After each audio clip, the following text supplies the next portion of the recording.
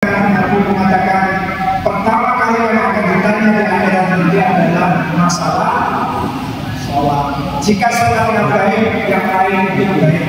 Jika sholat yang buruk, yang lain itu buruk. Lanjut sekarang sholat. Biar tidak aman. Wa amruhum syura bainahum. Mereka ketika ada masalah dimusyawarahkan, ketika ada masalah dimusyawarahkan. Bahkan surat Asy-Syura itu dinamakan surat Asy-Syura karena di dalamnya disebutkan wa amruhum syura bainahum, urusan mereka dimusyawarahkan. Ini menunjukkan pentingnya musyawarah, sehingga di dalam Al-Quran ada ayat namanya ayat Asy-Syura atau ayat surat Asy-Syura yang artinya adalah surat musyawarah. Ketika ada urusan apapun juga dimusyawarahkan, ojo karepe dhewe. Bapak Ibu ya, bapak-bapak ketika ada masalah anak yang dibicarakan dengan ibu juga demikian. Kalau punya hajat, hendaknya juga diomongkan dengan suami, dengan anak, supaya misalnya orang asin ikut apa asin orang satu sudah gelap. Jadi ini kalau sudah Jumatan kurang, apalagi panas, kurang satu lagi sebesar itu. Harganya berapa? 26 juta. Terus 20. Oh, baru sangat. Ya, artinya untuk beli itu. Oh, senang apa ini? Barangkali ya meskipun berbuat baik akan sedekah dimusyawarahkan supaya merasa ini yang sedekah semua keluarga, bukan ayah saja, bukan ibu saja, tapi anak-anak merasa juga ikut bantu. Kalau diajak bicara merasa ikut memiliki, ikut tanggung jawab. Jangan sampai punya kemauan ikuti tangan sendiri. Contoh ini sering ada kasus ibu punya hutang kepada orang yang ngomong bapakku, akhirnya kesulitan sendiri. Ojo ngomong bapaknya. Ada yang begitu loh. Ada harus dihentikan karena musyawarah penting. Urusan harus musyawarah. Termasuk organisasi yang dimusyawarahkan. Organisasi apapun juga yang dimusyawarahkan, masjid dimusyawarahkan, family dimusyawarahkan, organisasi dimusyawarahkan, jangan diurusi sendiri, terbuka. Orang yang berani musyawarah itu berarti orang yang jujur, siap dikoreksi. Jadi latihan siap dikoreksi ini supaya kita menjadi orang baik. Makanya Nabi mengatakan kalau orang itu sedang bermusyawarah ketika akan melakukan suatu urusan, maka urusannya satu akan diberi jalan yang terbaik dari Allah. Karena pikiran orang banyak itu lebih bagus daripada pikiran orang satu.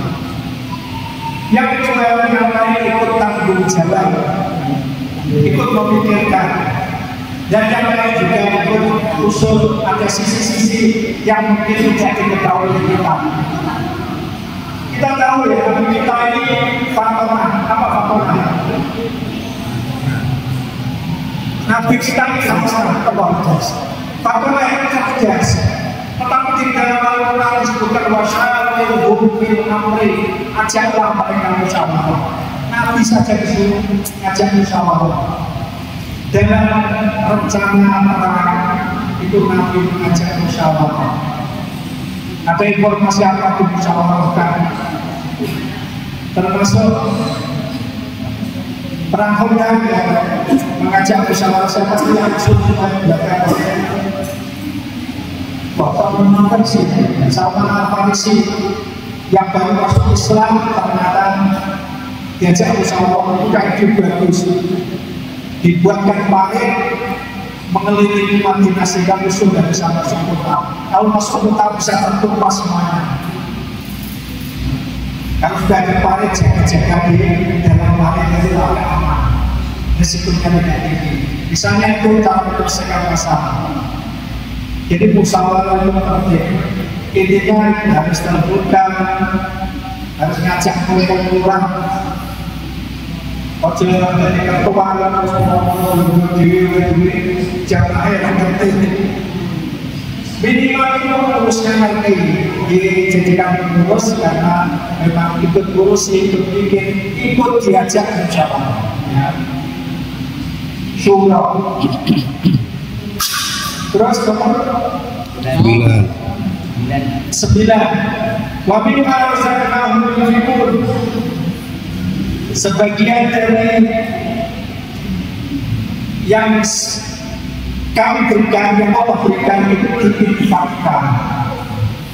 Jadi artinya bahwa orang yang ingin surga itu ketika mendapatkan rezeki tidak dinikmati sendiri, tetapi mimma sebagian itu ada yang diinfakkan Allah,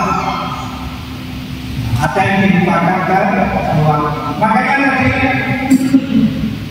yang terdapat apa yang dibacakan Quran ada yang sangat mahfuz. Yunfiquna fis-sarra'i wad-dharra.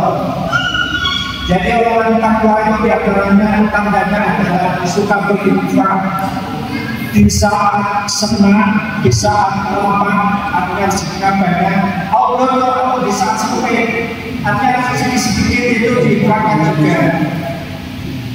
Coba kalau rezekinya banyak, hendaknya keluarnya juga banyak, kecil juga kecil. Ibaratnya seperti telur yang keluar dari banyak, hendaknya besar.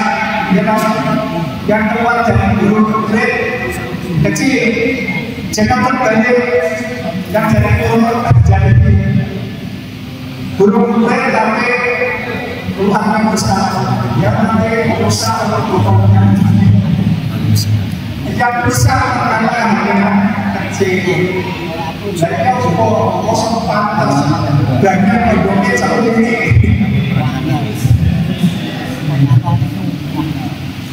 Tapi kalau tidak punya bagaimana, hanya cukup untuk keluarga karena terkadang bilang kalau memang tidak ada yang kita berbahagia sebenarnya tidak bisa dipakai semoga berkurang di kelompok.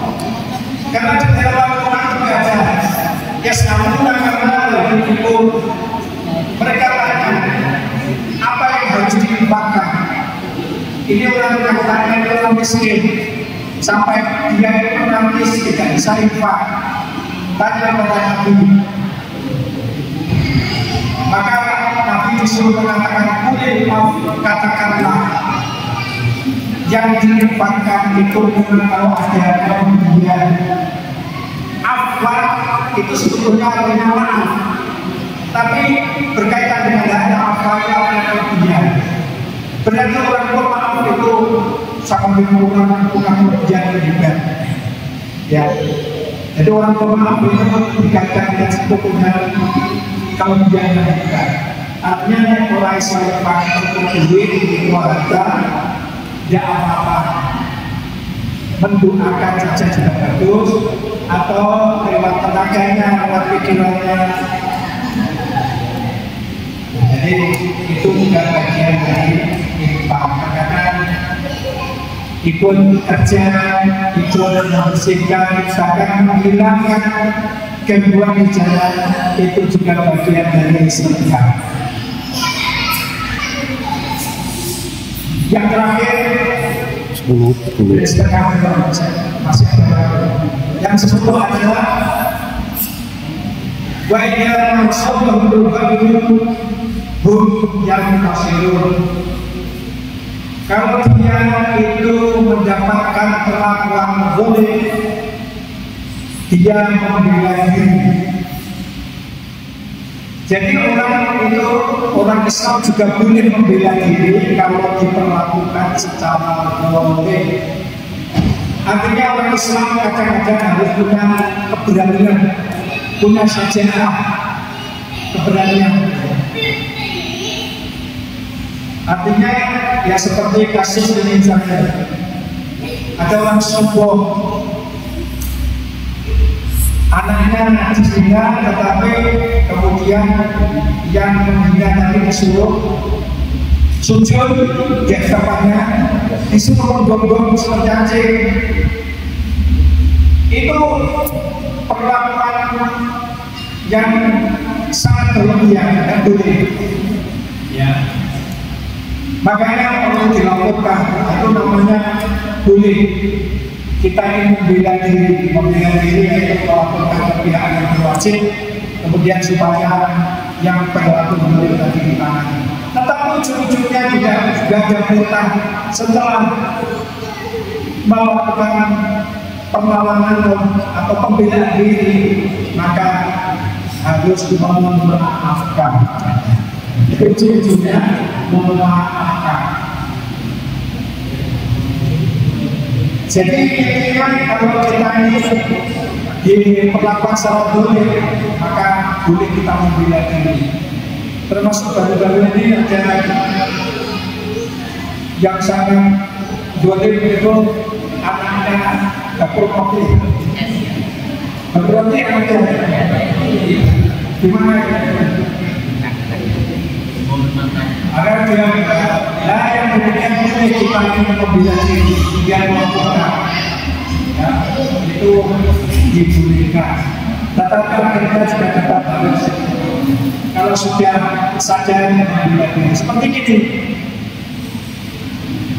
ya ini yang dilakukan oleh Nabi kita Muhammad SAW,